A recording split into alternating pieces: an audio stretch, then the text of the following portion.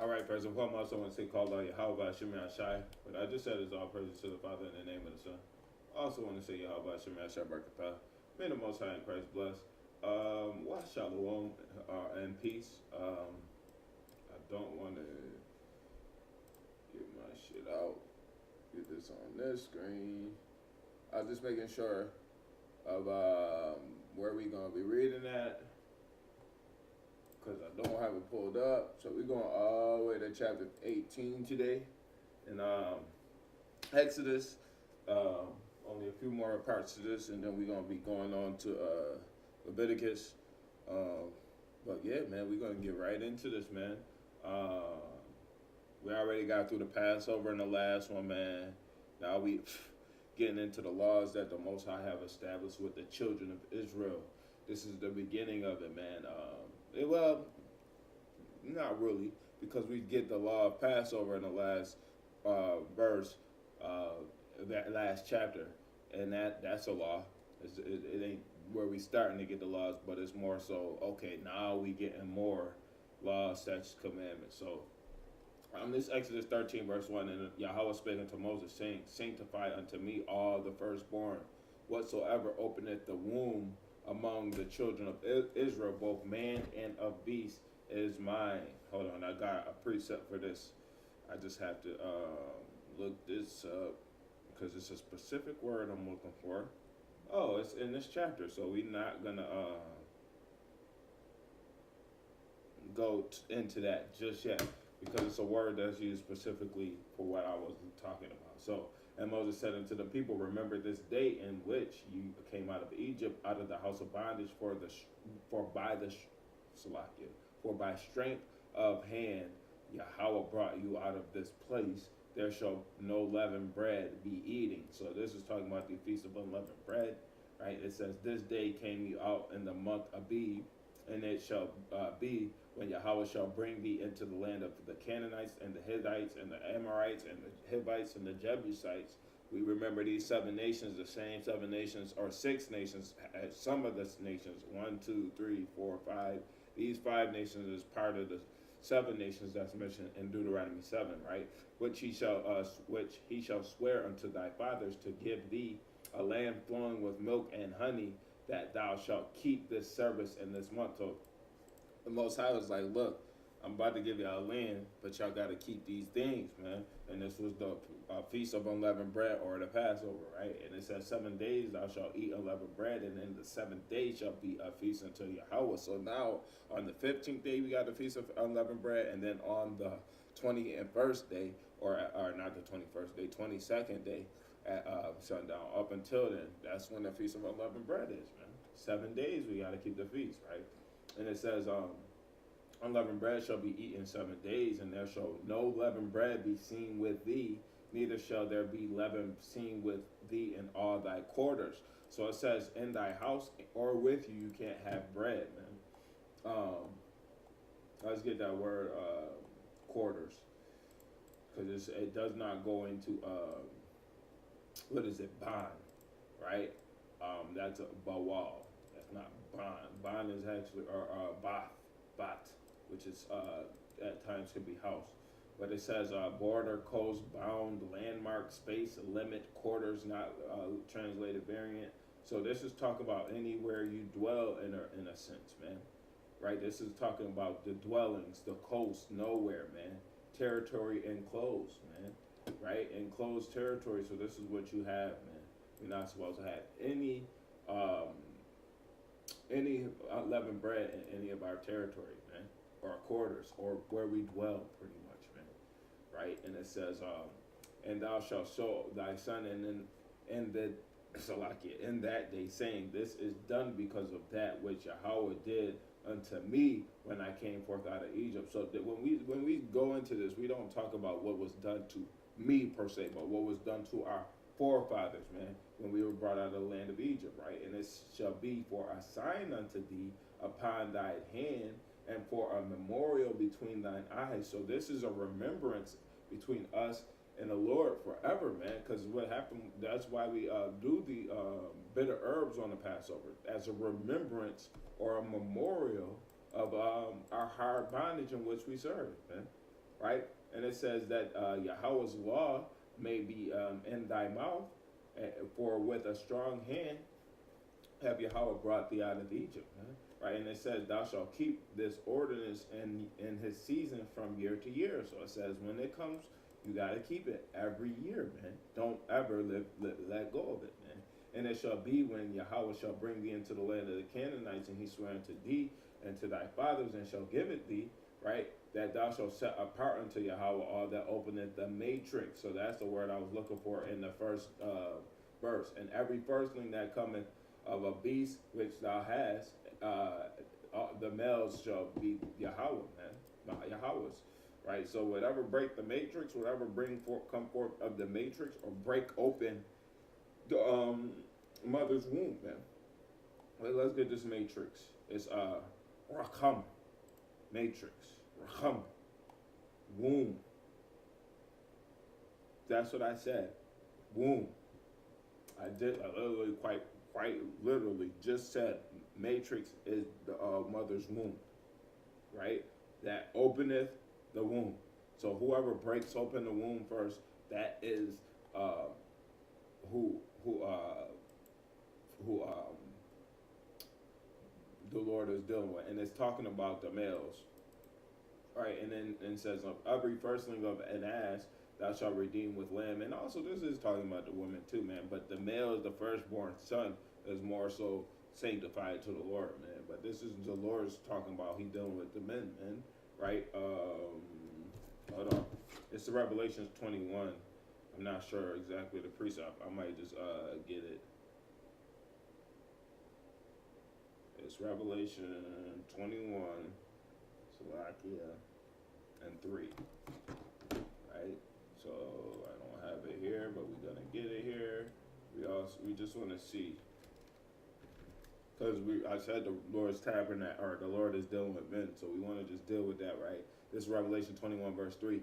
And I heard a great voice out of heaven saying, behold, the tabernacle of the Most High is with men, and he dwell with them, and they shall be his people, and God himself shall be with them and be their God. So the Most High is dealing with men, right? So all the males shall be Yahweh's. Every person of an ass that thou shalt redeem with a lamb, right? So if you got a donkey, you got to redeem it with a lamb, man. And if thou wilt not redeem it, then thou shalt break his neck, and all the firstborn of man among thy children thou shalt thou redeem, man. Right? And it says, and if it shall be when thy son asketh thee in time to come, saying, what is this? That thou shalt say unto him, by strength of hand, Yahweh brought us out of Egypt from the house of bondage, man. Right? And it came to pass when Pharaoh would hardly let us go, that Yahweh slew all the firstborn in the land of Egypt, the firstborn, both a firstborn of man and the firstborn of beast. Therefore I sacrifice to Yahweh all that openeth the matrix, being male. So this is male, right? It ain't talking about women. It's easily understood when you keep on reading and you got the context, man. But all the firstborn of my children I redeem, man, right? And then, so it's a redemption process needed for all the firstborn, but males breaking forth the matrix, we gotta, well, technically now we don't partake in that, right? Because of the laws that we have to keep in Israel, right? Let me get this really quick.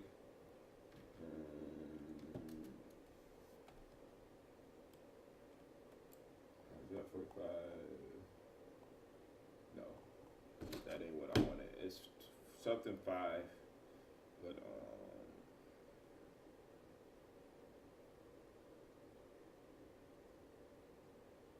I've been 40. I always do 45. It's 40. Oh my goodness. And 40. So this Isaiah 40 verse 17, or I'm gonna start at 16. It says, and Lebanon is not sufficient to burn, nor the beast thereof sufficient for a burnt offering.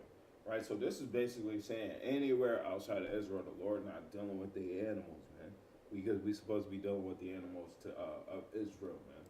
And also we need a standing temple in order to do the sacrifice, and without a standing temple, we cannot actually physically sacrifice or standing Levitical priesthood or Yahweh Shai, man. So right now, we the firstborn males that break the matrix, man. We just have that. Pray the Lord have mercy on us, but we not actually giving a goat or ram or lamb for our firstborn sons, man. This is just not the land to be doing that in, man. When we get to our new kingdom, man, then that will be brought back in a fruition, like the offering of a daughter or a son. When you have a son, then you sacrifice this or this and this, so on and so forth. And the mother is unclean for either 60 days or 20 or 30 days, man. But that's just the 60 days and 30 days still happen where you're not supposed to touch a woman for 30 days after she have a son, or 60 days after she have a daughter. That's still in effect. But when it comes down to certain things outside, like sacrificing here, we can't do that, right? It's not capable in this land, right? And it shall be for a token upon thy hand, for the frontlets between thy eyes, but for by strength of the hand Yahweh brought us forth out of Egypt. Let's see. Okay, I'm almost at the end. And it came to pass when Pharaoh had let the people go, that God led them not through the way of the land of the Philistines, although that was near. For God said, lest peradventure the people repent when they see war and they return to Egypt. So he's like, look, we're not going to go through the Philistines. I'm not going to send them that way, because they having wars over there. And the people might be scared, man, and they're going to want to go back to Egypt, right? And it says, but God led the people about through the way of the wilderness of the Red Sea, and the children of Israel went up harnessed out of the land of Egypt, right? And Moses took the bones of Joseph with him, for he had straitly sworn the children of Israel, saying, God will surely visit you, and ye shall carry up my bones away hence with you. So Moses had to take the bones of Joseph, right? And it says, and they took their journey from Sukkah and encamped in Etham, right, in the edge of the wilderness, and Yahweh went before them by day in a pillar of a cloud to lead them the way. That's kind of funny, man, because the Israelites, right, the liars, right, the fake Jews, man, they would say that God, this is how they lasted in the wilderness, man, right? Because it was a pillar and a cloud that covered them from being burned from the sun, man. That's the excuses they use it, man, and that's bull, man. It ain't no way that you lasting in the desert heat alone, man. It don't matter if it got a cloud covering you, man. And that wasn't the case. A pillar of a cloud was leading them, right? To lead them the way. If you got a cloud over the top of you, how are you gonna follow a cloud that's above you and casting a shadow upon you? You gotta look up. Oh, it's going this, nope, it might be going this way. And with a cloud, right? When you're looking at a cloud, you could be walking for miles and that cloud will stay in one spot, man, right? It could be so vast and wide that you looking up at a cloud, man, right? Let's see like a day like today. It's complete cloud coverage. If you got complete cloud coverage, how you getting led by a cloud in the wilderness if it's complete cloud coverage? That's the only way that you're not going to get burnt by the sun, man. Right? You're going to have the cloud ahead of you where you can follow it. Not where it's over the top of you and you kind of guessing, wait, we're going the wrong way. Let's redirect. That's not what the Lord doing there, man. He not dealing that way. He was leading them through the pillar of the cloud, man. Right? And it says, and by night and a pillar of fire to give them light to go by day and night. So in the day, they had a pillar of a cloud, man, leading them. And at night, they had a pillar of fire, man. So you got to understand, when the cloud was there during the day, the night it was a fire, man. Right? They don't make mention of that, though, man. Right? They weren't the world people, man. This was talking about the children of Israel, the blacks, Hispanics, and Native Americans, right? And of course, the 12 tribes scattered abroad. So you may have some Jewish people who fit the 12 tribes, man. But that's not always the case. It's rarely the case, man. And it says, he took not away the pillar of the cloud by day, nor the pillar of fire by night from before the people. Let me get that before, because before might be the whole before the face. That's panayim. I know that's face because I know the Hebrew in this instance. But that's panayim, which is face, which is could be in front, right? So it says before face, right? Um, Before was used 1,137 times. Face was used 390 times. Presence because sight. So you have to see it. Like you can see it here, but if you, and no matter how you look, you could say it's in front of your face, man. Right? But it says, from person upon of me against him, open for toward. Right? Face is present person, face of seraphim, face of animals, face surface of ground as object as at I don't know, at ADB of location, temperature, before and behind, toward, in front of. So this is the as advancement of location, or the location. This is talking about the pillar of smoke led them. So the location of it was beforehand, or it was toward, in front of, forward, right? This is before, right? So this is what the word was used here, before. That's talking about in front of. So when you go into the Hebrew, you can clearly see that it was, he took not away the pillar of the cloud by day, nor the pillar of fire by night from in front of the people. That's what that says, man. So when you see, because that word panaya means face, from the face of the people. That's would be the same difference. When you see that, man, you can't go and say, oh yeah, the cloud kept the sun blocking us, man. That's not the case, man. Right? It's not the case. This is Exodus chapter 14, verse 1. This is when Pharaoh started getting on the pursuit to chase down Israel, man. This is great storyline, man. You could actually do a 4-part anime episode, man. Four parts of the episodes, man, just on Pharaoh trying to chase the children of Israel out of the land of Egypt, man, and trying to get them down, man. Right, but we're gonna get into here, man, and get reading this. I just want to see how far I go on down on this, man. 31 verses, right? So it says, Exodus 14, verse 1, and Yahweh speaking to Moses, saying, speaking to the children of Israel, that they turn and encamp before Pihahirah, between Migdal and the sea, over against Baal Zephon, right? Before it shall ye encamp by the sea. For Pharaoh will say of the children of Israel, they are entangled in the land, the wilderness hath shut them in, and I will harden Pharaoh's heart that he shall follow after them. So the Lord, he made it like where Pharaoh was going to chase after the children of Israel, which we know, man. And I will be honored upon Pharaoh, right, and upon all his hosts, that the Egyptians may know that I am Yahweh, and they did so. So the Lord said, look, I'm going to have my honor bestowed upon Pharaoh by showing him my mercy, showing him my powerful ways, man. This ain't saying that he's gonna use Pharaoh, or not even use Pharaoh, but deal with Pharaoh, or Pharaoh gonna be have the grace of the Most High upon him, man. He honored Pharaoh by showing him his grace, man, or no, his powerful wonders, man. Right, so Exodus 14:5, and it was told the king of Egypt that the people fled, and the heart of Pharaoh and of his servants was turned against the people, and they said, we have done this, that we have let Israel go from serving us. Right, so there was a question, man, and they said, why have we done this? Right, that we have let Israel go from serving us. Right, and he made ready his chariot and took his people with him. So he was like, yo, we ain't going out without a fight, man. And he took 600 chosen chariots. So he had chased down the children of Israel with 600 chariots, man. And all the chariots of Egypt and captains over every one of them, man. Now you got to remember this. Well, what happened to their chariots, man? What's going to happen later down in this verse, man?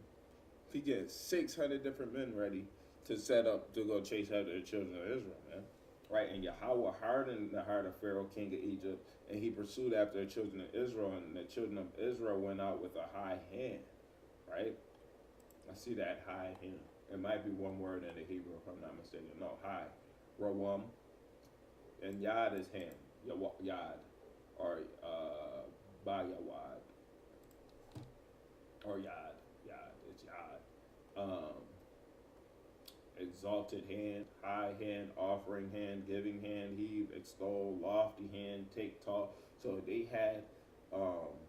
they had a better. Let's get that word in the Hebrew, even though I said I wasn't going to get it right. Yad. Hand by, consecrate him, power.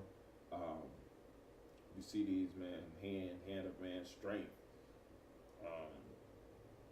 sign, monument, power, fractional power share. So he said they came out with a lot of substance, pretty much, man.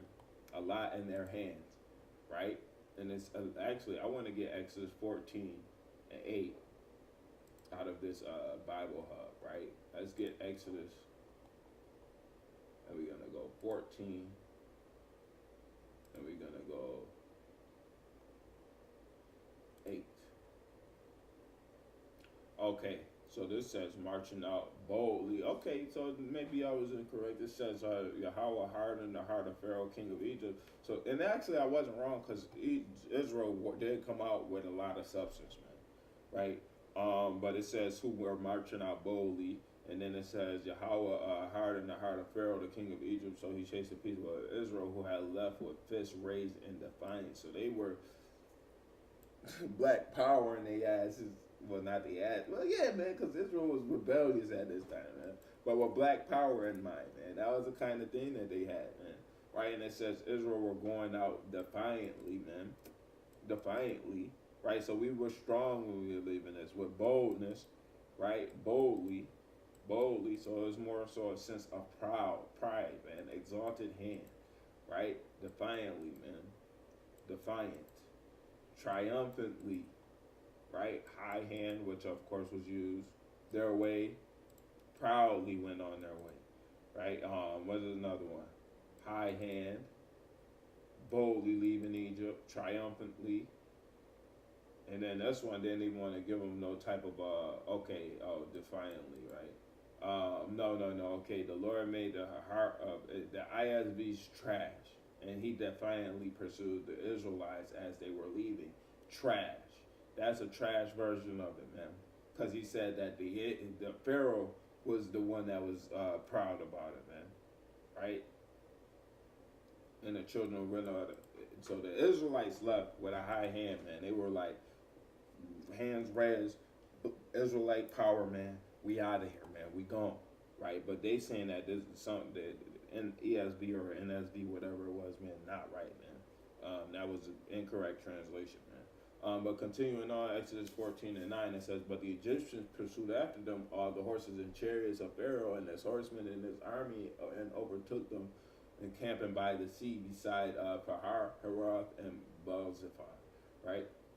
And when Pharaoh drew closer or drew nigh, that like the scriptures say, so it says he overtook them, but they weren't even there. They weren't close enough. Overtaking means you coming and getting in front of them. But this means that they got closer to them because Pharaoh was getting closer, right? The children of Israel lifted up their eyes, and behold, the Egyptians marched after them. So they were coming after them, and they were sore afraid. And the children of Israel cried out unto Yahweh, right? And they said unto Moses, because there were no graves in Egypt, hast thou, because there were no graves in Egypt, right? Hast thou taken us away to die in the wilderness? Wherefore hast thou dealt with us to carry us forth out of Egypt? It is not the word that we did tell thee in Egypt, saying, let us alone that we may serve the Egyptians, right? For it had been better for us to serve the Egyptians than that we should die in the wilderness. Israel was hard-headed. They saying, look, it's better that we was still serving them niggas than doing this, man. Right, this is the first instance where Israel gonna have to pay for their wrongdoings, man. They ill mouths, man. Right, speaking things that they don't know, and we still do this to this day, man. Right, it's questioning why we doing this if we had better in captivity. Still happening, man. Right, why would I get like our women, man? Why would we get a man if the government paid for us? So on and so forth. Things along those lines, man. It's captive mindset, man. And it says, and Moses said unto the people, fear ye not, stand still and see the salvation of Yahweh, which he will show you today. For the Egyptians whom ye have seen today, ye shall see them again no more forever. So, we gotta understand that he says you're not gonna see the Egyptians anymore forever, right?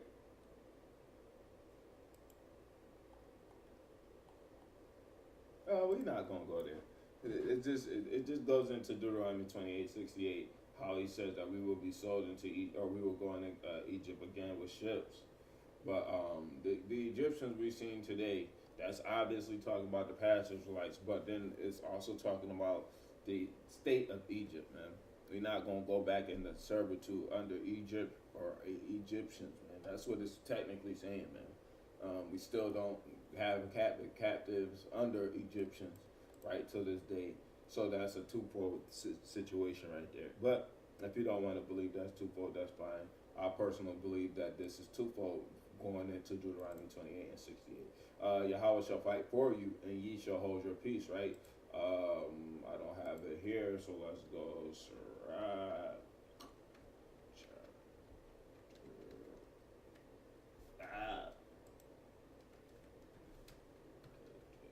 Gotta put that KJV there because it won't pop up properly. All right, so this is Sirach chapter 4, verse 28. It says, strive for the truth unto death, and Yahweh shall fight for thee, man. So this is going hand in hand right here.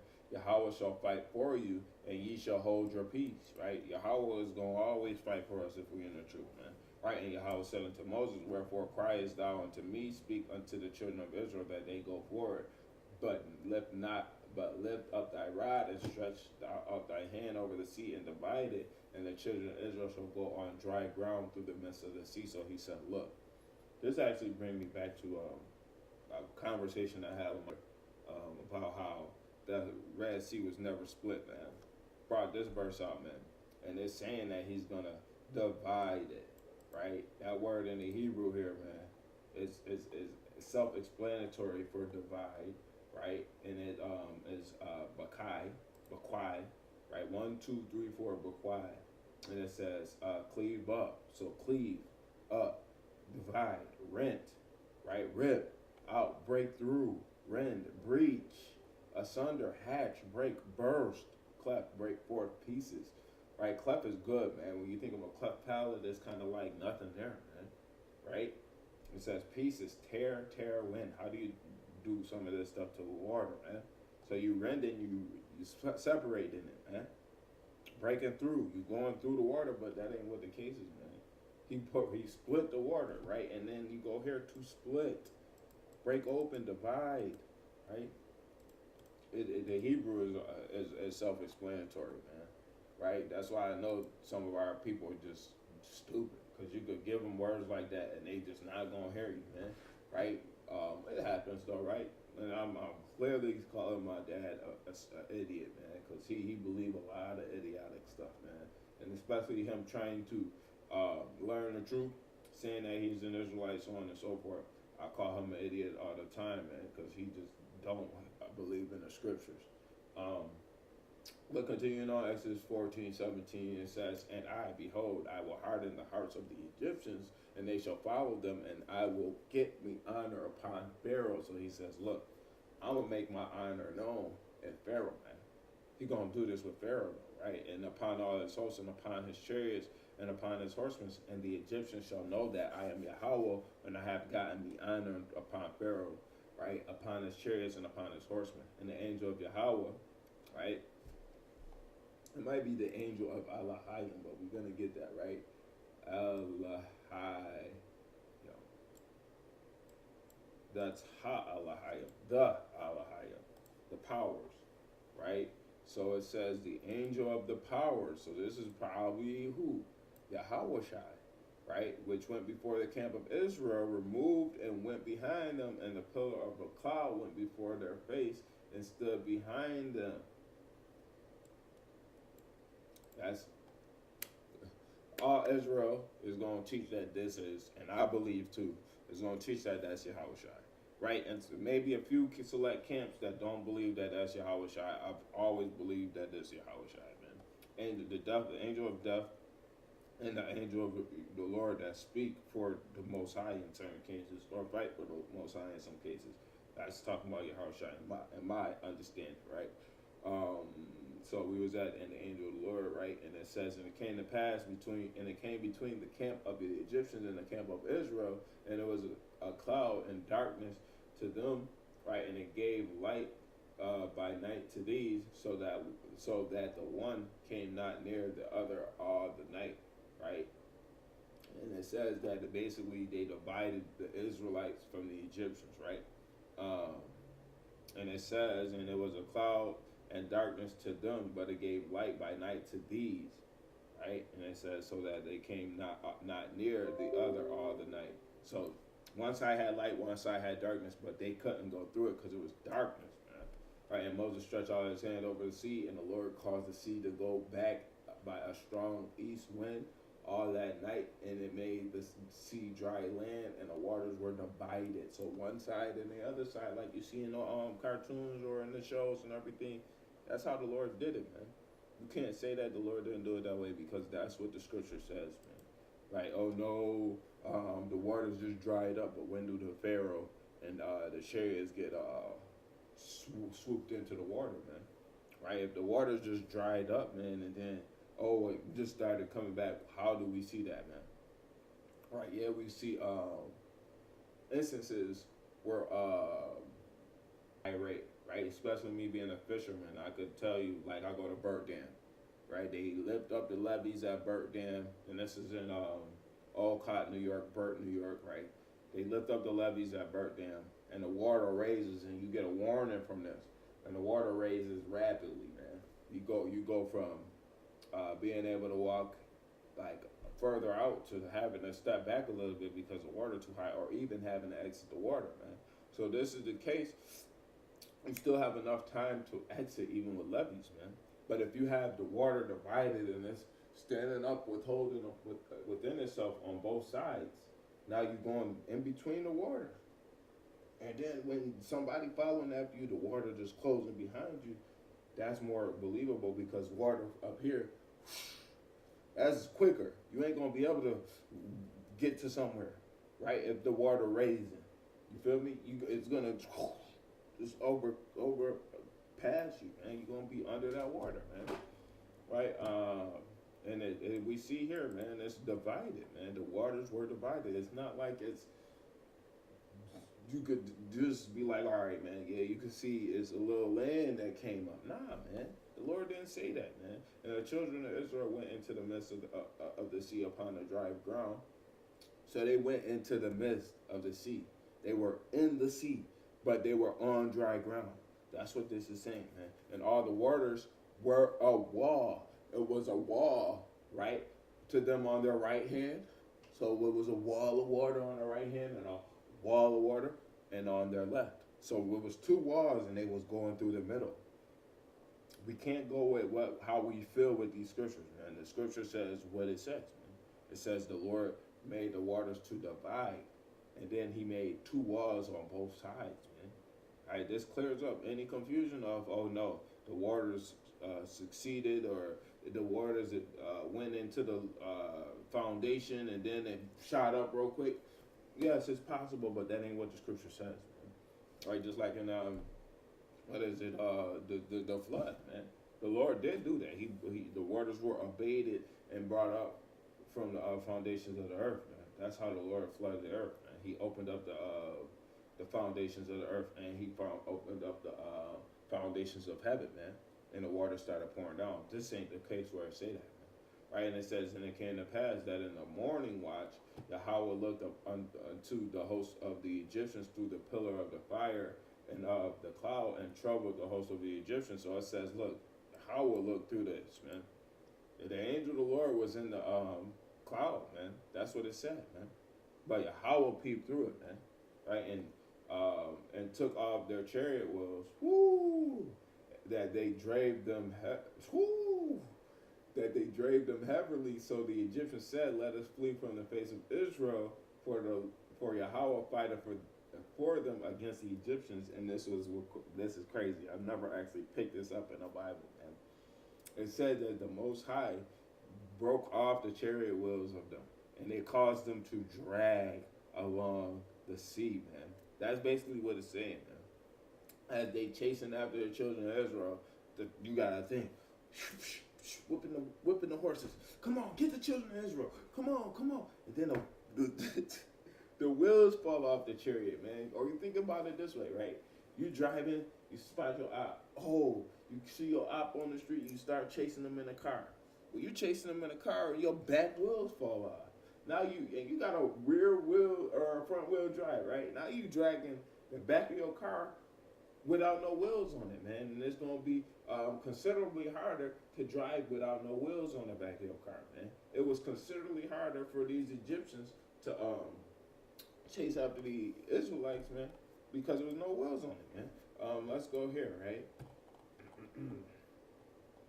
Because this was a great precept for this, right? They knew, man, right? This is Judah chapter 5, verse 20. It says, "Now therefore, my Lord and Governor, if there be any error in this people, and they sin against our God, let us consider that this shall be their ruin, and let us go up, and we shall overcome them. But if there be no iniquity in their nation, let my Lord now pass by, lest their Lord defend them and their God be for them, and we become a reproach before all the world." Who was a reproach before all the world? Pharaoh and his army, man. Right? So this what was happening. They knew, even in the time of the Egyptians, man. So the Lord made them an embarrassment. They had to be humiliated, man. We chasing after the children of Israel, now the Lord fighting for them, man. And Yahweh said unto Moses, "Stretch out thy hand over the sea, that the waters may come again upon the Egyptians and upon the chariots and upon the horsemen." So he said, look, lift up your staff and let the water come back over them. You gonna take care of this, man. Right? And where was I just at? I kind of scrolled a little bit, right? And Moses stretched forth his hand over the sea, and the sea returned to the strength when the morning appeared, right? And the Egyptians fled against it, right? And the Yahweh overthrew the Egyptians in the midst of the sea, and the waters returned and covered the chariots and the horsemen and all the hosts of Pharaoh that came into the sea after them. There remained not so much as one of them. All of them gone. The Lord offed all the 600 men, man, right? But the children of Israel walked upon dry land in the midst of the sea, and the waters were a wall unto them on their right hand and on their left. Thus Yahweh saved Israel, right, that day out of the hand of the Egyptians, and Israel saw the Egyptians dead upon the seashore.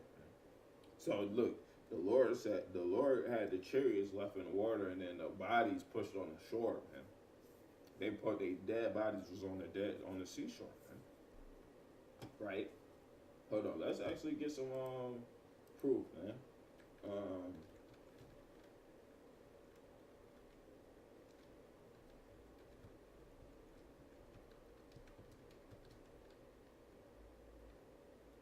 What am I doing? They want to say that it don't exist, man. It's a bunch of YouTube videos where you can see chariots, wheels. Some of these, man, it's kind of questionable. Like, this is a cross, man. This is a cross, but then you have wheels like this with these, man. Right? Most of them look like this.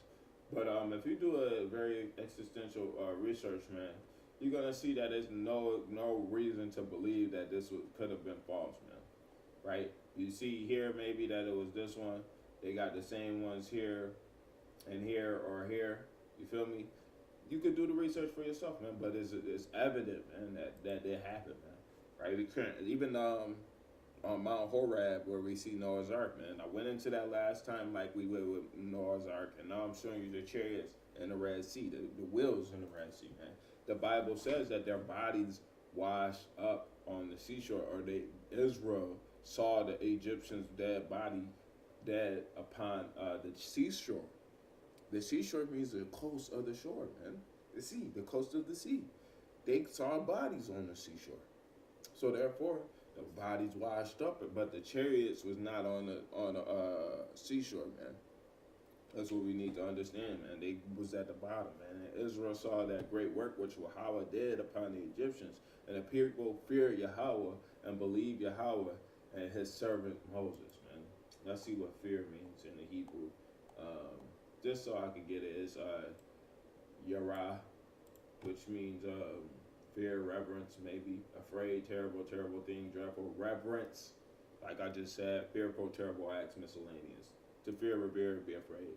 I'm not gonna get too much in there. I just wanted to make sure that reverence was in there, just for us and giggles, man. Yeah, right. But we continuing on the song of Moses and Israel, right? So we're gonna just scroll down, do the same thing, see how far we going down. Hold on. Let me see this again.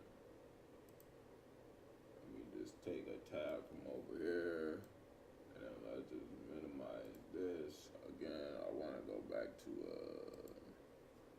hopefully I'm not getting this on my thing, man. Give me 1 second. I just want to see how far I'm going, right?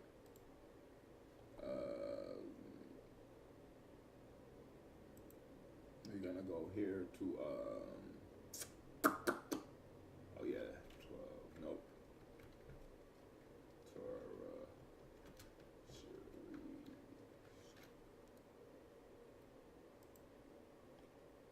We in the third part, so we going to 18.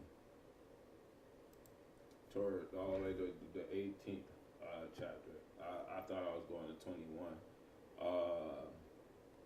Okay. So continuing on, right? This Exodus 15 verse 1, and then sang Moses and the children of Israel this song unto Yahweh, and spake, saying, I will sing unto Yahweh, for he hath triumphed gloriously.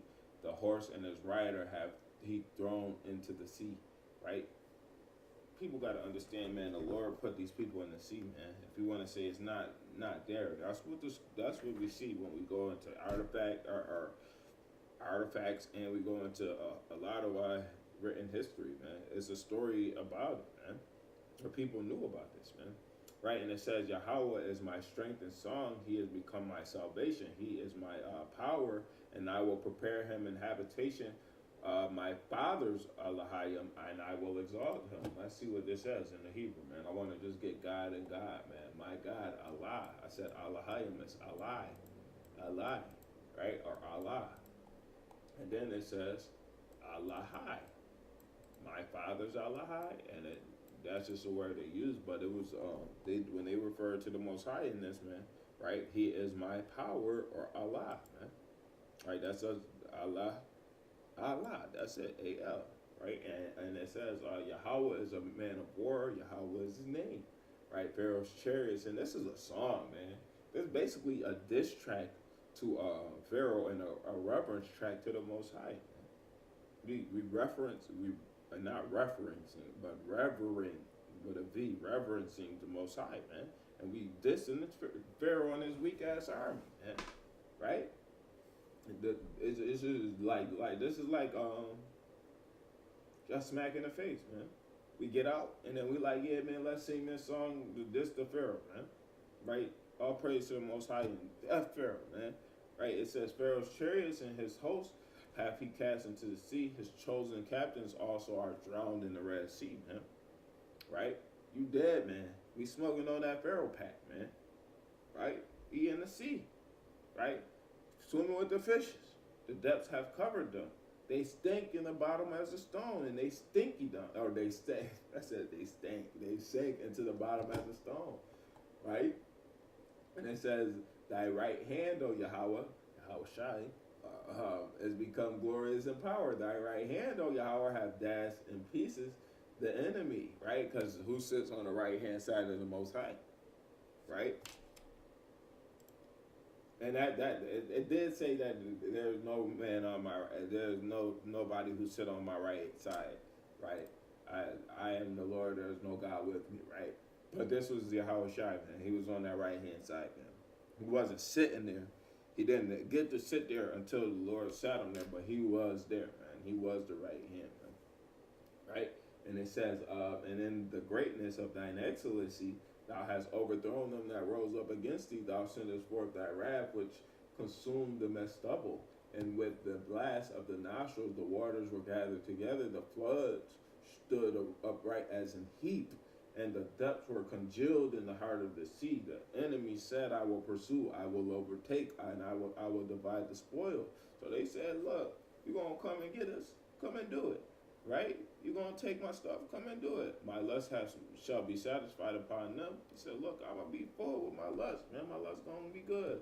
Right? I will draw my sword. I'm going to get the blicky out. And my hands shall destroy them. They said, we gonna pop them. This is what they saying that the Pharaoh's and his army said, man. Thou didst blow thy wind. The sea covered them. They sink as lead in the mighty water. So he says, look, they sinking like they're fishes, man. Sinking like they're sinkers. Right? You can really put this here into a 16-bar verse, man. And this the Egyptians, man. Right? This is what they saying, man. Right? Thou didst blow thy wind. Right? And it says, who is like unto thee, O Yahweh, amongst the gods? There ain't no other gods but thee. Right? Who is like thee, glorious in holiness, fearful in praises, doing wonders. Wondrous are the ways, O Yahweh. You could easily make this into a song, man. You want to plagiarize, get a fire 16, man? Take what Moses had the children of Israel singing, man. Write it in the modern form, man. Right? That'll be a banger, man.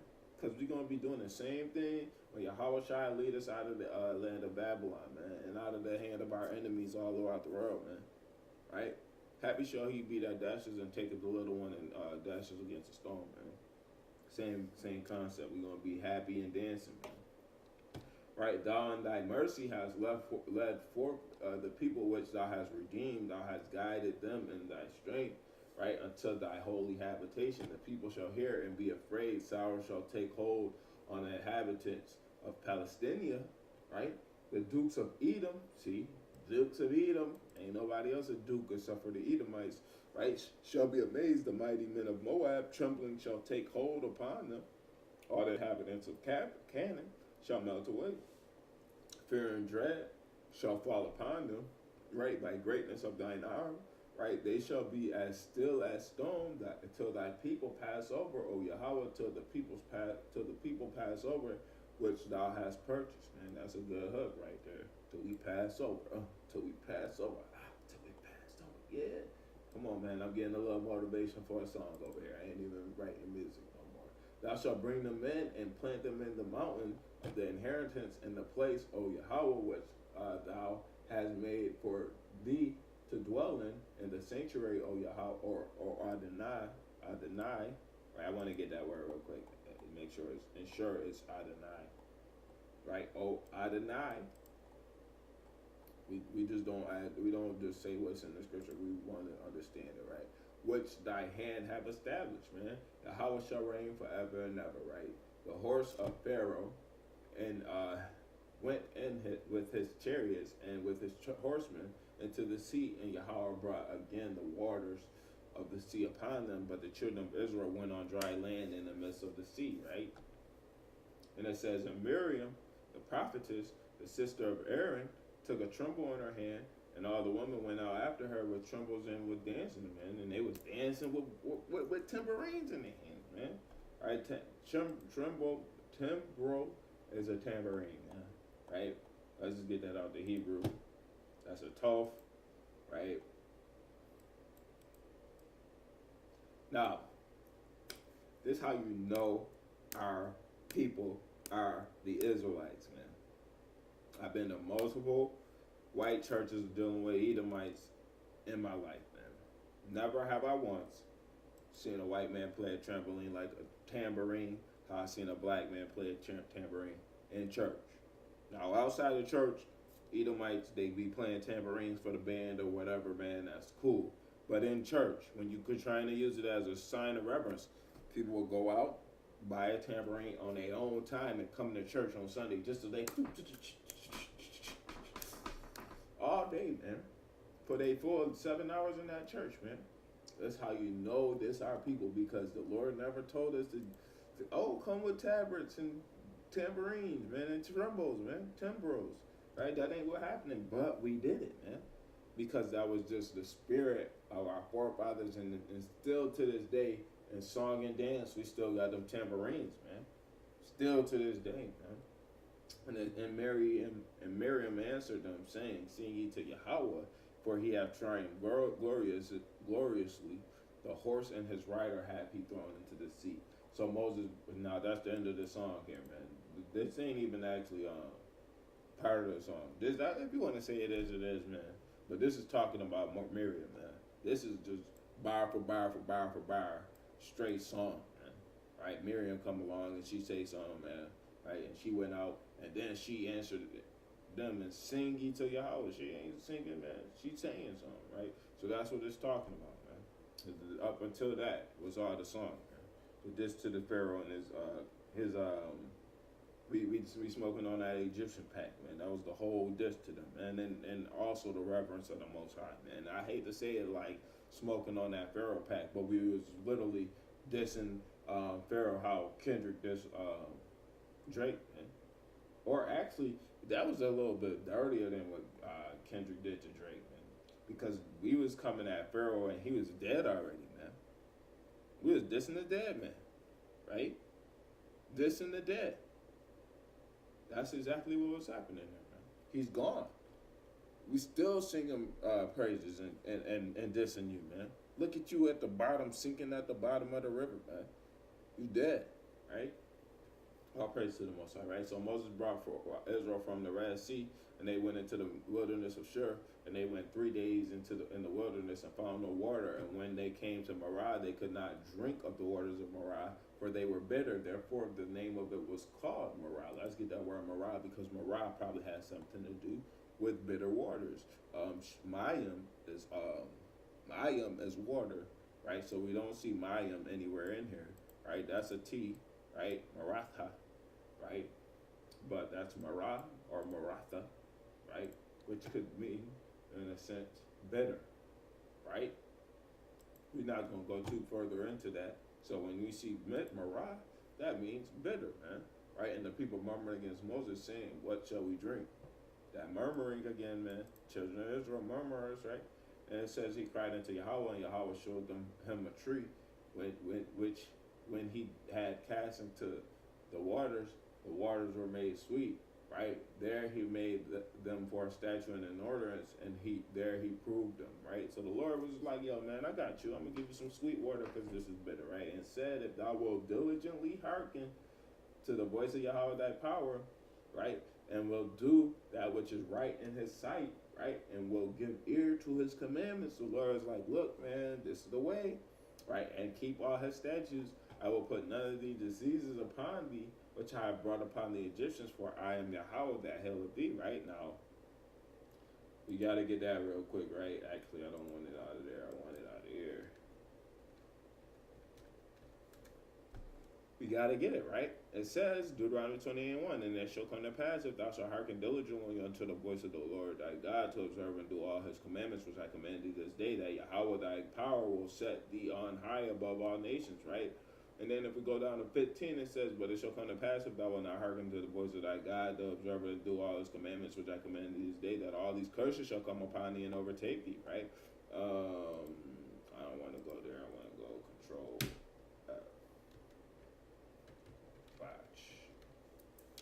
Okay, so the Deuteronomy 28 and 27, and the Lord will smite thee with the botch of Egypt, and with emeralds, and with the scab, and with the itch, whereof thou cannot be killed, right? And then the last one, the Lord shall smite thee in the knees and in the legs, and with the sore botch that cannot be healed from the top of the head to the sole of from the sole of thy feet to the top of thy head, man. This is actually what the Lord didn't want us to happen to us, man. Not that botch of the sore knee, but that botch of Egypt, man. Right? The Lord said, if we diligently hearken unto the voice of him, right, and do what is right in his sight, and give ear, listen to his commandments, and keep all his statutes, right, I will put none of these diseases upon thee, which I have brought upon the Egyptians, right, for I am Yahweh that healeth me, man. All right, hold on, let's see if it's another one about Egypt here, man. Okay, and look, it says here, Deuteronomy 28 and 60, it says, moreover, he will bring upon thee all the diseases of Egypt, right, which I was afraid of, and they shall cleave unto thee. Also every sickness and every plague, which is not written in the book of his law, then will the Lord Yahweh bring upon thee until thou be destroyed. So it says, look, it's going to be diseases and stuff that y'all won't get outside of that, which was on the Egyptians, man. Right? And they came to Elam, and the Lord gave us warning before he gave us the curses, man. The Lord had to warn us here, man. He had to warn us in Leviticus. He had to warn us in Deuteronomy. He had to warn us a bunch of times. Keep the commandments and you don't got to suffer, man. And what do? We chose to suffer, man. We chose suffering every time, man. Just do the Exodus chapter 16, verse 1. I'm just looking down to see how much is in this verse to give a gauge on how much I got to read, right? Because we still got 2 more chapters after this, right? And it says, this is a great verse too, man. This could be like a four-part series of an anime too, man, right? And they took their journey from Elam, right? And all the congregation of Israel came unto the wilderness, right, of Sin, right, which is between Elam and Sinai, right, on the 15th day of the 2nd month after they were departing out of the land of Egypt. And the whole congregation of Israel, the congregation of the children of Israel, murmured against Moses and Aaron in the wilderness. And the children of Israel said unto them, would God that we would had died by the hand of Yahweh? Look, would to God. Hold on, let me see. Would to God. Would to God.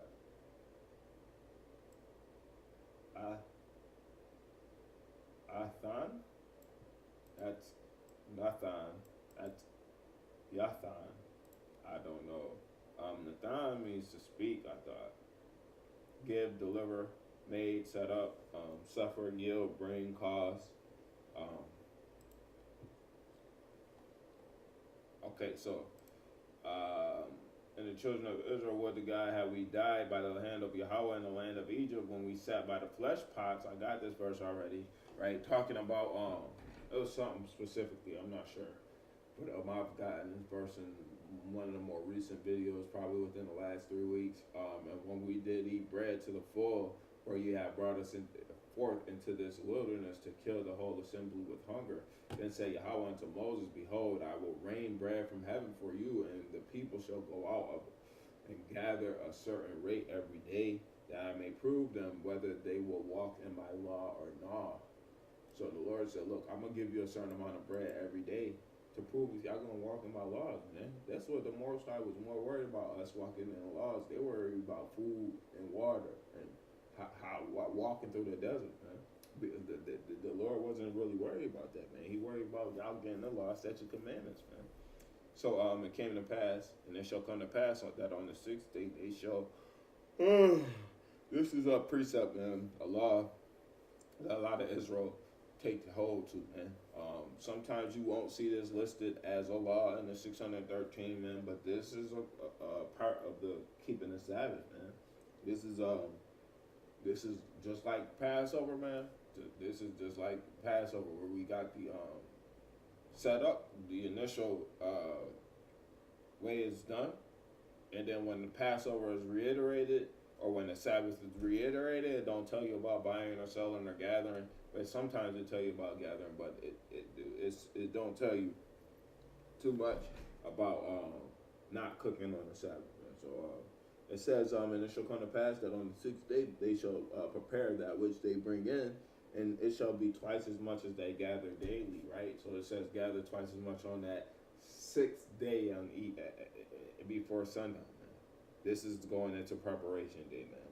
And Moses and Aaron said unto all the children of Israel, even then ye shall know Yahweh hath brought you out of the land of Egypt, and in the morning ye shall see the glory of Yahweh, for that he hear your murmurings against Yahweh, right?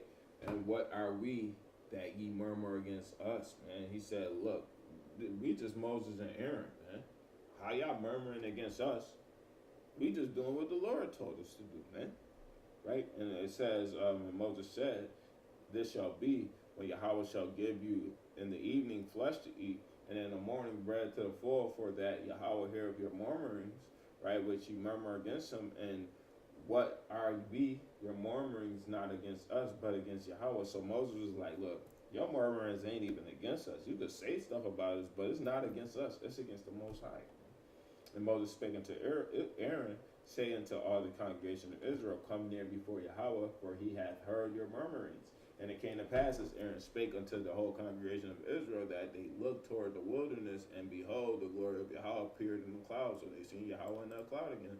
And Yahweh said, spake unto Moses, saying, I have heard the murmuring of the children of Israel, speaking to them, saying, at evening ye shall eat flesh, and in the morning ye shall be filled with bread, and ye shall know that I am Yahweh your power. Man. Right, and it came to pass that at even the quails came up and covered the camp, and in the morning the dew lay round about the host. So it says, look, they got quails, man. That's what y'all was hungry. I'm gonna give y'all a bunch of birds to eat, man. Right, y'all a bunch of birds anyway, right? Because the way they was acting like a bunch of birds, man. Right, if you know old lingo, man, birds was just basically mean like a punks, man. Soft. Y'all can't handle this, man, right? And in a sense it don't mean that, but in a sense it do, right? But Exodus 16:14, when they do that lay was gone up, behold, upon the face of the wilderness there lay a small round thing as small as a hoar frost on the ground, man. And when the children of Israel saw it, they said one to another, it is manna, for they was not what it is, right? And Moses said unto them, this is the bread which Yahweh hath given you to eat, right? This is the thing which Yahweh hath commanded. Gather of it every man according to his eating, and the omer for every man according to the number of your persons. Take ye every man them which are in his tents. And the children of Israel did so, and gathered some more, some less. So some people had more, some people had less. And when they did meet it with an omer, he that gathered much had nothing over, and he that gathered little had no lack. They gathered every man according to his eating, right? So they had enough for everybody. And Moses said, let no man leave it till the morning. Notwithstanding, they hearkened not unto Moses, but some of them left it until the morning, and they bred worms and stink. And Moses was wroth with them. So he's like, look, man, y'all gotta listen to me, man. He tight now, because they not listening, because the bread is gonna start to stink, man. Right, and it says, and they gathered that every morning according to his eating, and when the sun waxed hot, it melted. So basically, Moses was like, look, I'm gonna give y'all got this bread, gather what y'all need, don't keep it till the next day, though, man. Right, and then they had to learn from rebelling against Moses, right? This is how we always learn, rebelling against those who instruct us, man. Right? If you keep this, it's gonna mold in the morning. I need you to throw it out by night. Nah, man, I ain't gonna throw it out. And then they ain't throw it out. Now they got freaking worms and maggots and stuff in their bread, and they thinking they can eat it till the morning. Nah, man, listen what he said, man. It came to pass that on the sixth day they gathered them twice as much bread, 2 omers for one man. And the ruler of the congregation came and told Moses, and he said to them, this is that which Yahweh has said. Tomorrow is the rest of the holy Sabbath unto Yahweh. Bake that which you will break today, and seed which you will seed, and that which remaineth over lay up for you to be kept until the morning. So this is how we know what we're supposed to do for the particulars of the Sabbath, man. Keep what we're gonna keep today, and bake what we're gonna bake today, but then make sure we make enough for tomorrow. And then tomorrow, we're not supposed to be buying something and cooking or boiling, none of that, man. Right? It's gonna be left over from what we had the previous day, man. And they laid it up till the morning, and Moses bathed, and it did not stink. I gotta remember this. Exodus 16:22, man. That's a great precept to be having out there, man. Right, and they laid it up until the morning as Moses bathed, and it did not stink, neither was there any worm therein. And Moses said, eat that today, for today is the Sabbath unto Yahweh. Today ye shall not find it in the field. 6 days ye shall gather it, but on the 7th day, which is the Sabbath, there shall be none, man. Right, and it came to pass that there went out some of the people on the 7th day for together, and they found none. Now, we got to understand, some people will say that this ain't talking about not gathering on the Sabbath or not doing X, Y, and Z on the Sabbath, right? This is talking about that, man. When you want to talk about going and plucking corn or whatever, like Yahweh Shai did, they wasn't necessarily gathering for the Sabbath. They were hungry and they ate upon the Sabbath. If you go into, let's say this, right? I got an apple tree in my backyard for purposes of this situation, right? I got an apple tree in my backyard. I go out on the Sabbath day, get an apple, eat an apple. And that's it. Now, if I was going out on a Sabbath day with a basket, taking apples off the tree for me and my family, now I'm gathering for the Sabbath. If I'm just plucking and eating, it's not gathering. You eating. But if you plucking and gathering, and then taking it in the house, that's when you in sin, man. Don't gather on the Sabbath, man. Don't go out and buy food on the Sabbath, man. You should have it beforehand, right? And it says, so here we left off here. And Moses said, "Eat that today, for today is a Sabbath unto Yahweh. Today you shall not find it in the field. 6 days you shall gather it, but on the seventh day, which is the Sabbath, in it there shall be none. And it came to pass that there went out some people on the seventh day for to gather, and they found none. And Yahweh said unto Moses, How long refuse you to keep my commandments and my laws?" Right? And the Most High said this to Moses, man. How long you going to refuse to keep my commandments, man? Right? See, for that Yahweh hath given you the Sabbath, therefore he giveth you on the sixth day the bread of 2 days, and abide ye every man in his place, and let no man go out of his place on the seventh day. So the people rested on the seventh day, man. So they had to learn, man. It's crazy. We got to learn. We got to learn how to do stuff right, man. Sometimes the Lord will put you through a learning experience, man, so that you can get it right, man. But we can't just continue in our sin after we learn what the way of the truth is, man. And Salakia, in the house of Israel called the name of thereof manna, and it was like coriander seed, right? And the taste of it was like wafers made with honey. Coriander seed, right? White. So that was the color, man. Let me see. I spelled coriander wrong, but basically he's saying this was a complexion of the manna bread. It was like coriander seed white, or this color, man. If you grind this up though, it's gonna turn white. Like hold on. Okay, so no, it's the same color, man. You see, they saying that this is white, man, which could in a sense be white, but not really. It was like coriander seed white. Let's see, right. Let's get that word out the Hebrew, white. I'm not gonna just go with what I feel like. Laban, that's white. That's definitely white, right? Laban, white. It is what it is, man. You can't get around that, man. So the color of it is like a coriander seed, and the taste of it was like the wafers made with honey. So it tasted great, man. And Moses said, "This is the thing which Yahweh commanded: fill an omer of it to be kept for your young generations, that they may see the bread wherewith I have fed you in the wilderness when I brought you from the land of Egypt." And Moses said unto Aaron, "Take a pot and put an omer full of manna therein, and lay it before Yahweh to be kept for your generations." And Yahweh commanded Moses, so Aaron laid it up before the testimony to be kept.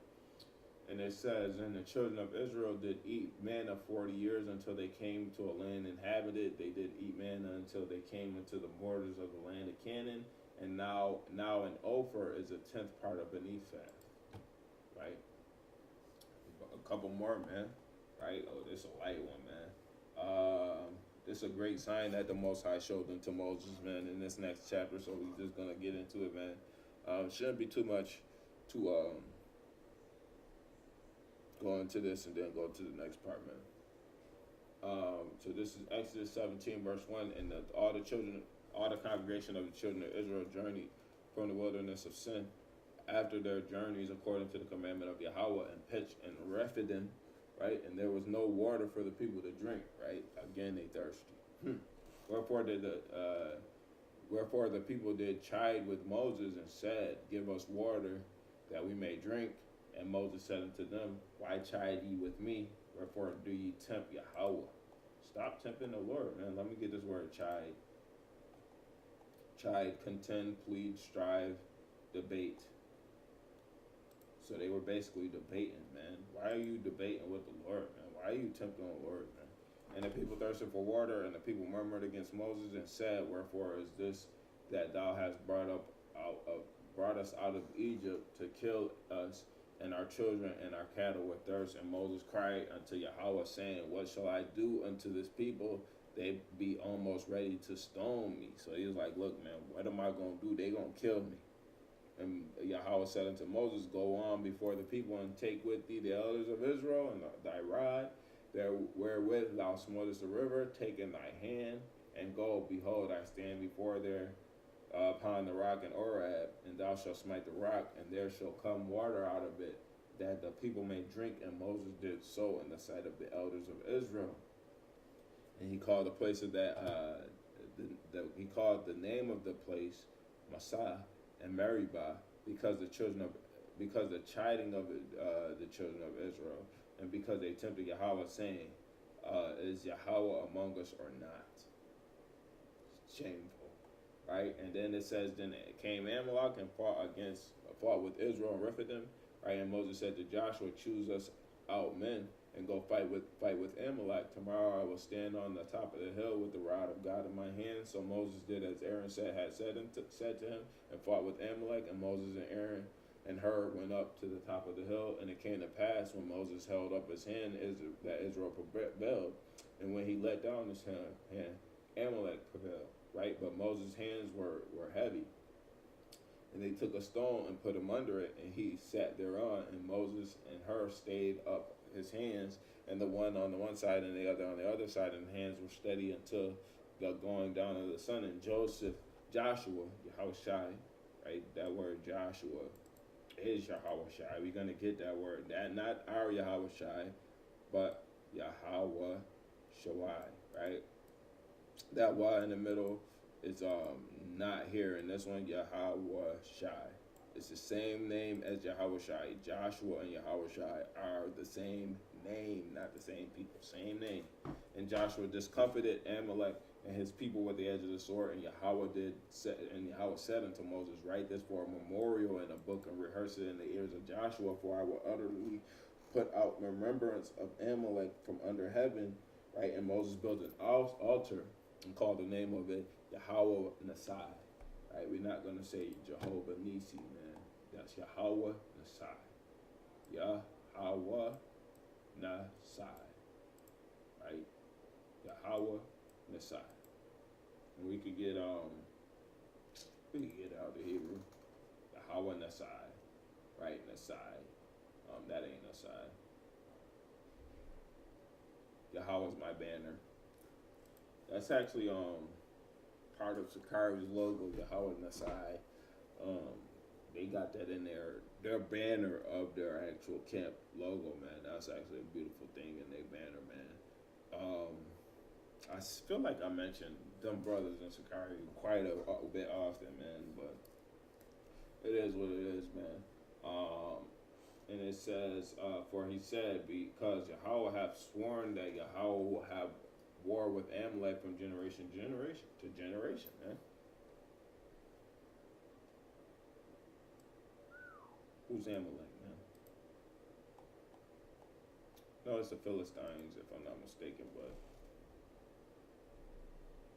Oh, no, it's the Edomites it's talking about.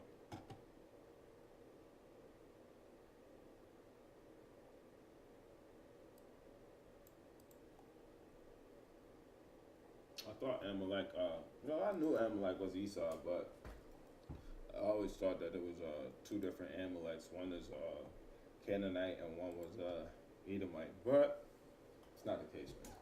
Right? Man, my knee is killing me. Gotta get these knees checked out. So this Exodus 18, verse 1, right? And then this is going to be the end of the Torah series for today. We got a good amount in this last chapter. And we're going to end it right here. So I'm getting through this, and then we're going to end it, right? So this is Exodus 18 and 1. It says, when Jethro, the priest of Midian, Moses' father-in-law, heard all that God had done for Moses and for Israel, his people, and that Yahweh had brought Israel out of Egypt, then Jethro, Moses' father-in-law, took Zipporah, Moses' wife, after he had sent her back, and her two sons, of which the name of the one was Gershom, for he said, I have been an alien in a strange land, right? And the name of the other was Eleazar, right? For the God of my father said, he was mine help, and delivered me from the sword of Pharaoh, right? And Jethro, Moses' father-in-law, came with his sons and with his wife unto Moses into the wilderness when he camped at the mount of God, right? And he said unto Moses, I thy father-in-law Jethro am come unto thee, and thy wife and her 2 sons with her, right? And Moses went out to meet his father-in-law and did obeisance and kissed him, and they asked each other of their welfare, and they came into the tent, right? So he's basically, by giving obeisance, that's praising him, man. He praised Jethro. That's what the scripture says, man. Let's go to that word obeisance, man, right? Worship, bow, reverence. I just want to make sure praise ain't actually there, but worship, man. We're gonna get that.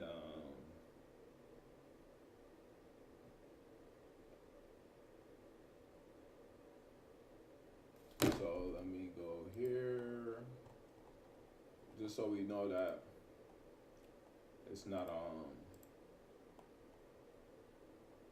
uncommon, right? This is Sirach chapter 44 verse 1. Let us now praise famous men and our fathers that begat us. That's what the scriptures say, man. You can't argue with me. Argue with the scripture, right? So he did praise his father-in-law, man. He gave him obeisance. He reverenced him, man. Right? And Moses told his father-in-law all the things that Yahweh had done unto Pharaoh and to the Egyptians for Israel's sake, and all the travail that had come upon them by the way, and how Yahweh delivered them, man. So he told them the stories, man. And Jethro rejoiced for all the goodness which Yahweh had done to Israel, whom he had delivered out of the hand of the Egyptians. And Jethro said, Blessed be Yahweh, who have delivered you out of the hand of the Egyptians, and out of the hand of Pharaoh, who have delivered the people from under the hand of the Egyptians. Now I know that Yahweh is greater than all gods. He said that, man. He said there's going to be a sign, man. And Jethro seen the sign, man. For in the thing when they dealt proudly, he was above them, man. And Jethro, Moses' father-in-law, took a burnt offering and sacrifices for the Most High. And Aaron came and all the elders of Israel to eat bread with Moses' father-in-law before the Most High. And it came to pass on the morrow that Moses sat to judge the people, and the people stood by Moses from the morning even until the evening. Man. Now when Moses' father-in-law saw all that he did to the people, he said, What is this thing that thou doest to the people? Why sittest thou thyself alone, and all the people stand by thee from morning to evening? And Moses said unto his father-in-law, Because the people come unto me to inquire of the Most High. Moses was a mediator between the people and the Most High, man. Right, even how Moses was in between God and Pharaoh, man. He shall be to God. He shall be a God unto Pharaoh. It's kind of the same sense, man. Right, in the same sense with Yahweh Shai of today, man. People honor Christ as a God, even though he's not the Most High God, man. He's a mediator between man and God, man. Right, and then it says and I'm not saying that Christ is God. Don't go there. I'm not saying that, right? It's just simile, man, right? And when they have a matter, they come unto me, and I judge between one and another, and I do make them know the statutes of God and his laws. So he says, look, I'm making them knowledgeable about God's laws. And Moses' father-in-law said unto him, That thing that thou doest is not good. He said, look, that ain't good. Jethro don't know what he talking about in the way, though, man, right? Thou wilt surely wear away both thou and this people that is with thee, for this thing is too heavy for thee, thou art not able to perform it thyself alone. Right, hearken now unto my voice, I give thee counsel, and God shall be with thee. Be thou for the people to Godward, right, that thou mayest bring the causes unto God, right? So he said, look, this is not bad advice in a sense, but the Lord was already dealing with Moses, man, right? The Lord was telling Moses the laws at this time, man. And then Jethro said it's not good. Go to the Lord and then tell him what's going on, which is how it be, man. But not necessarily the case, man. And thou shalt teach them ordinances and laws, and show them the way wherein they must walk, and the work that they must do. Moreover, thou shalt provide out of all the people able men such as fear God, men of truth, hating covetousness, and place such over them to be rulers of thousands, rulers of hundreds, rulers of fifties, and rulers of ten. And let the people and let them judge the people at all seasons. And it shall be that every great matter that they shall bring unto thee, but every small matter they shall judge, shall it be easier for thyself, and they shall bear thee the burden with thee. So that is what's going to happen, man. But at the time, nobody had the law, statutes, commandments. Moses was receiving the law, statutes, commandments, right? So when he giving it to the children of Israel, it ain't really much he could do, man. Right? He receiving the law, statutes, commandments so that they could be passed on to the children of Israel, man. Right? Yeah, that is how it's supposed to be done. But he's saying that he got to be the mediator between God and men, right? And then even so, he's still the mediator between God and men, because the elders get the words, and then they go to Moses if it's too high of a matter, man. So continuing on, and thou shalt do this thing, and God command thee so, then thou shalt be able to endure, and this people shall also go to their place in peace. And Moses hearkened to the voice of his father-in-law, and did all that he said. And Moses chose able men out of Israel, and made them heads over the people, rulers of household of thousands, rulers of hundreds, rulers of fifties, and rulers of tens, and they judged the people at all seasons. The hard causes they brought unto Moses, but every small matter they judged themselves, man. So it was great advice, but it wasn't really too fitting for just yet, man. We didn't even get the Ten Commandments yet, man. We knew some of the laws, but we didn't know all the laws, man. Moses might have dealt accordingly, but we needed the law, statutes, commandments in order for the judges to be set up, man. Right? And Moses let his father-in-law depart, and he went his way into his own land. Now, this is the next verse chapter I'm getting into, right? And I just wanted to look and see. So, yeah, man, we got to get into it and get through it. Right now, man, this is where I'm going to end it for the day, man. Hopefully, there was some edification in here. I know I didn't go too much into some precepts, man. I only think I got the differences in Exodus 14 and 8. I went into Sirach 44, Sirach 4. I went into Revelations 21. But for the most part, I just went into the Hebrew, explaining the different words in Hebrew and the significance of what they are in the Hebrew, man. So hopefully, Lord willing, Yahweh Ratazah, I can be able to get to this tomorrow, man. I'm 2 days off of videos, man. I did one Thursday, last sit down, and then Friday I had camp, so I count Fridays as a video as well, man. But Yahweh Ratazah tomorrow, and then Wednesday I'm gonna go boom, boom, boom, back to back to back. Hopefully Yahweh Ratazah with lessons edifying, man. Hopefully tomorrow or the next day when I do come on again, man, I got something other than the Torah series. If not, it's just gonna be another Torah series, man. So with that, I want to say shalom, Yahweh Hashem Yahshua Barakatahu, and EGA till we see the day.